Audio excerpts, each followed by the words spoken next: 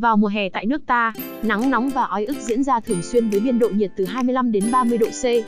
Đặc biệt là năm nay khi hiện tượng El Nino xuất hiện là mùa hè càng trở lên khắc nghiệt hơn, khi các chuyên gia dự báo nền nhiệt tăng trung bình 1 đến 2 độ C khiến mùa hè càng trở lên nắng nóng.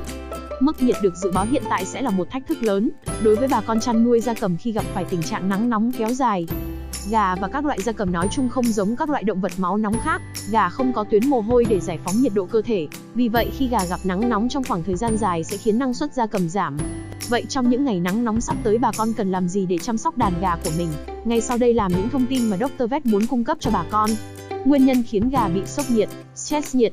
Chăn nuôi gia cầm có lẽ vất vả nhất chính là chăn nuôi vào mùa nắng nóng vì gà đã không có tuyến mồ hôi và còn sở hữu cho mình một bộ lông dày dặn bao phủ cả người, khiến khi nhiệt độ tăng cao gia cầm sẽ vô cùng khó chịu, xảy ra tình trạng stress nhiệt. Stress nhiệt xảy ra ở mọi lứa tuổi của gia cầm tự mất nhiệt khi vượt mực nhiệt tới hạn. Tuy nhiên nếu nhiệt sinh ra lớn hơn mất nhiệt tối đa, kể cả stress nhiệt cấp tính hay stress nhiệt mãn tính đều gây tác hại đến gia cầm. Đối với stress nhiệt trên gà sẽ có những biểu hiện như há miệng thở dốc, thở hổn hển, xoải cánh, thờ ơ, ủ rũ, mồng và tích nhợt nhạt, mắt luôn nhắm, thích nằm, giảm sản lượng trứng, giảm kích cỡ và trọng lượng trứng, vỏ mỏng, khát nước, giảm ăn, sụt cân và cắn mổ nhiều. Sau đây Dr. Vet xin chia sẻ cho bà con những biện pháp giúp bà con chống nóng cho đàn gia cầm của mình một cách hiệu quả nhất.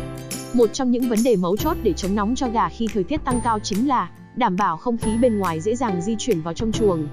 Thiết kế cao ráo, thông thoáng. Chuồng trại nên quay ra hướng đông nam hoặc đông tây để tránh bức xạ mặt trời. Trồng thêm các loại cây xanh xung quanh chuồng trại để tăng độ phủ bóng râm cho gà. Ví dụ như, xung quanh chuồng trồng cây xanh tạo bóng mát. Chuồng nuôi gà phải đảm bảo luôn sạch sẽ, đặc biệt là vào mùa nóng.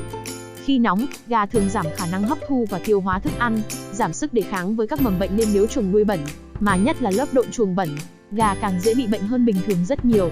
Chưa kể, chuồng trại chăn nuôi gà sạch sẽ giúp giảm đáng kể hơi nóng bốc lên từ phân, chất độn chuồng, giảm côn trùng lây bệnh. Đây là một trong những yếu tố quan trọng mà không nhiều bà con quan tâm đến. Ngoài vấn đề chuồng trại ra, thì các biện pháp chăm sóc và chế độ dinh dưỡng cho gà hợp lý cũng là một yếu tố vô cùng quan trọng giúp gà tránh nóng, giảm stress vào mùa hè. Điều chỉnh thời gian ăn của gà. Với gà con thì có thể duy trì chế độ ăn trong ngày, nhưng đặc biệt với gà ngoài 30 ngày tuổi tuyệt đối không cho ăn vào thời tiết nắng nóng. Nên cho ăn vào buổi sáng sớm và chiều mát.